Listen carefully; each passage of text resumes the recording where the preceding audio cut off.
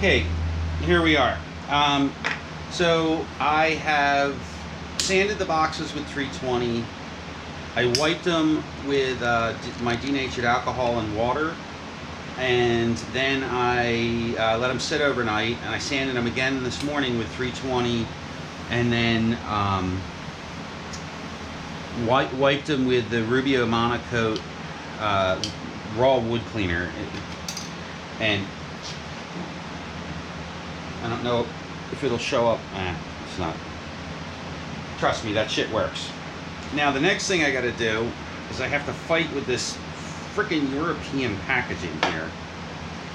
I hate European packaging. So this is a mix. So you have to mix these two products together to get them to work right. So theoretically, it's not theoretically. It is a catalyzed product. So, and you also don't need a lot of it. So this literally is probably 5 times more than I need. And I hate mixing more than I need because you're throwing it away. And this stuff does catalyze quick. This will be as hard as it's ever going to get within the next 24 hours. If you leave it in the thing, it'll be hard the next day. Actually, the other thing is it'll be hard, and you could push it into service within 12 hours. Unlike linseed oil or tung oil or anything else that requires weeks and weeks and weeks to dry, this is good stuff. I wouldn't keep pushing it if it wasn't good stuff.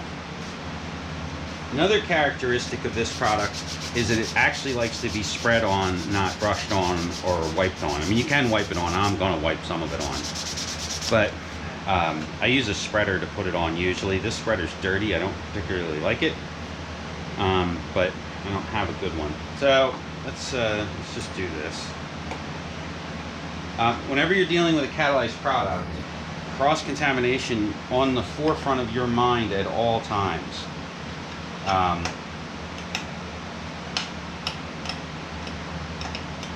Even the paint cans are metric.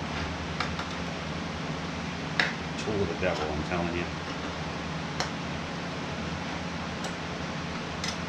So with cross-contamination, basically, so I got a mixing stick here. I got this mixing stick.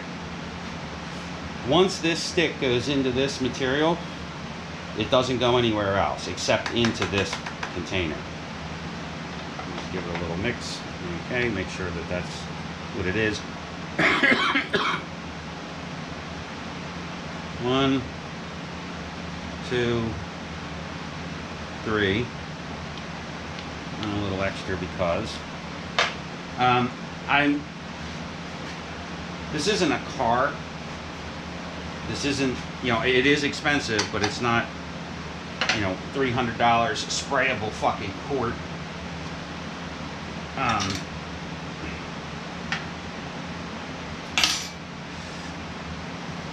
Car paint.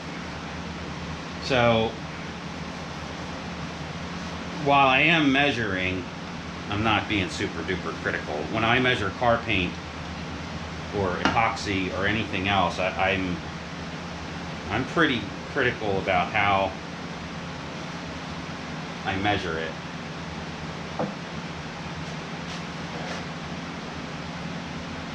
This stuff,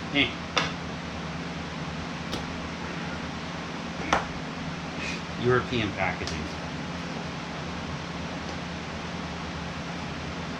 So it's 3-to-1 European.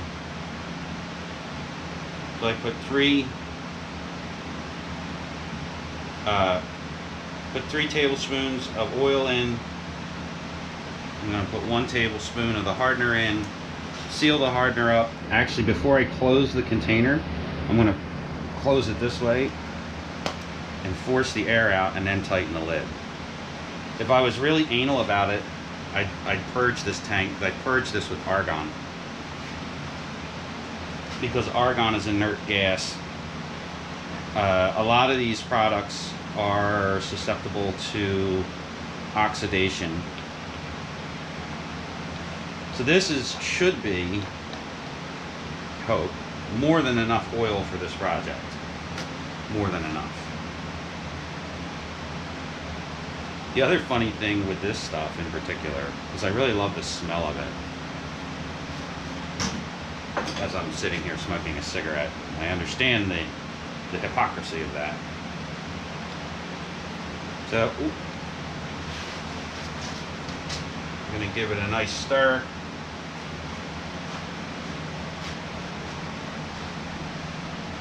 There isn't an induction. I don't think there's an induction period on this. A lot of catalyzed products will have what's called an induction period, which means you stir it, you mix it up, and you let it sit for a couple minutes.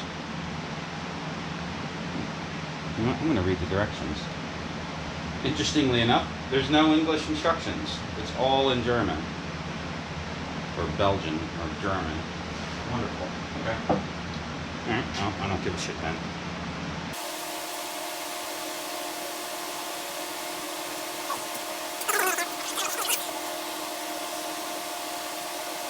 It's literally way more than I need. So, I cleaned this spreader up the best I could.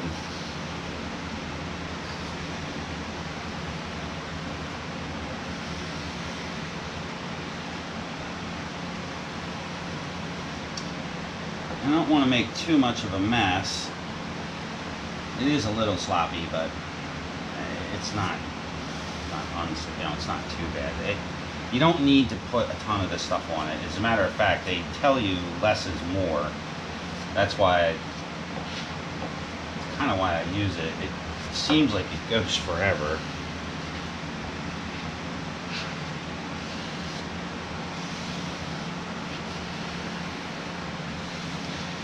The other nice thing about this product is if you put it on right, it doesn't streak or anything. You can see here where that you saw that little bit that I put on, you know, and it there it goes. Oh well. I want to drop my spreader.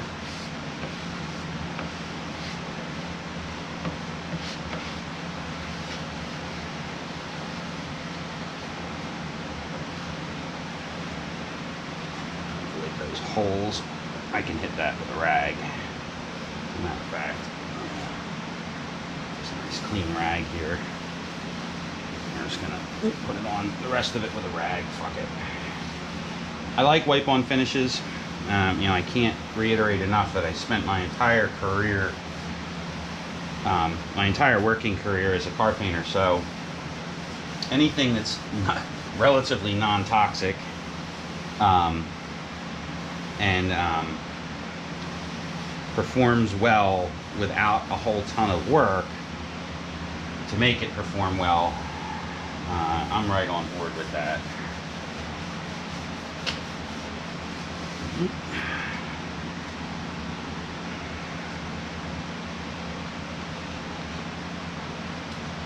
This product also is not a multi-coat product. You put it on once. You put one coat on, one nice thick coat, you let it sit, and then you buff it off. It absorbs into the wood. Now, their marketing department, you know, says it molecularly bonds to the wood. Yeah, well, whatever. I'm sure it does something of that nature, but anytime somebody says molecularly bonds anything to anything, I don't know. I take it with a grain of salt.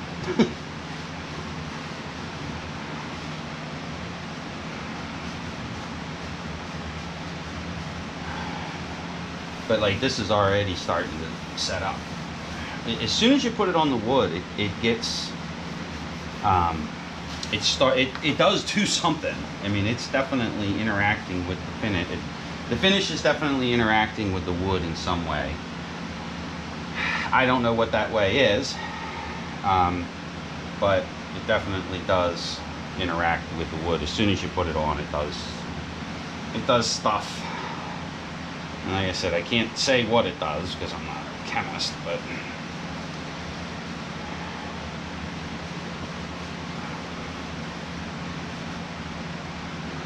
hit all my edges. I was going to paint the edges, but I changed my mind.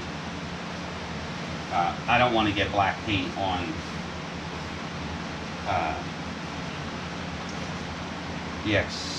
I don't want the black paint leaching.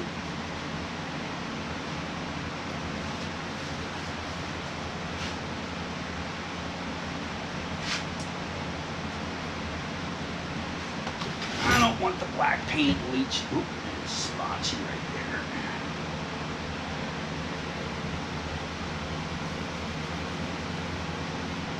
And I said, this stuff really wants to go on pretty thick. And I said, it just wants to go on thick, which is counterintuitive of every other finish that I've ever used, which always says put it on super thin. You know, multiple thin coats are better than one thick coat. This stuff is just the opposite. This is put it on real thick, let it soak in, let it sit, and let it do its thing, and then you take like a white Scotch-Brite is actually what I'm going to use on this, and wipe it off within an hour. I just love this finish. I just love it.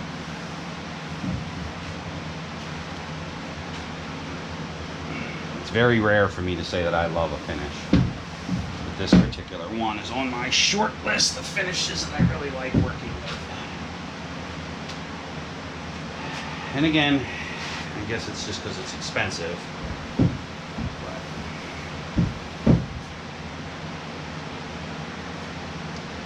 Now there's a little bit of debate in the woodworking community about putting them on more than one coat. If monocoat says only put on one because it's not going to go any deeper, then I only ever put on one.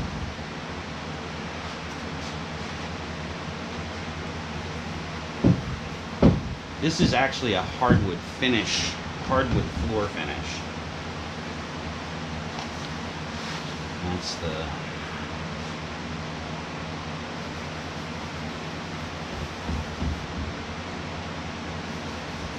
That's what this stuff is made for. Like I said, I've used it on my doors in my house.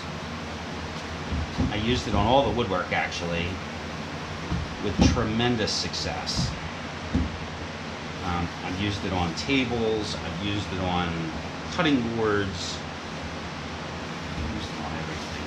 Okay, so there we go.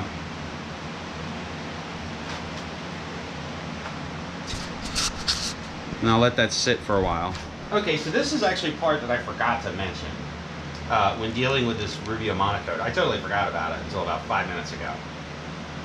You got to get this shit off. You got to rub this shit in pretty quickly. So it's been on here for about 10 minutes, give or take a little bit. And I'm going to rub it off. I'm going to rub it in, rub it off while it's still a little juicy. The other thing is whatever you rub it off with, you're going to end up throwing away. So I have all these microfiber cloths that I get cheap at, well, this one I got cheap at Ollie's, but they work great for this. The other option is a white Scotch-Brite. I find that the microfiber works better. So I'm just going to do it real quick here, and then I'm not going to show the whole process because it's, you know, quite frankly, it's boring. But I have my DA here. It's actually still set for DA, but this DA spins. See how it spins? It's perfect. It's perfect for this. And you can even immediately feel the difference between this and this. But it's going to destroy this pad. This is throwaway.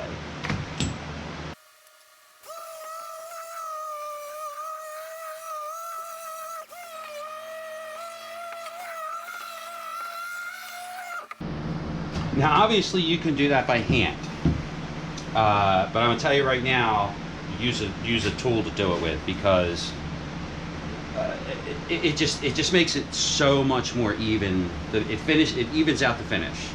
So, like I said, you know, you saw me wipe it on. I wiped it all on.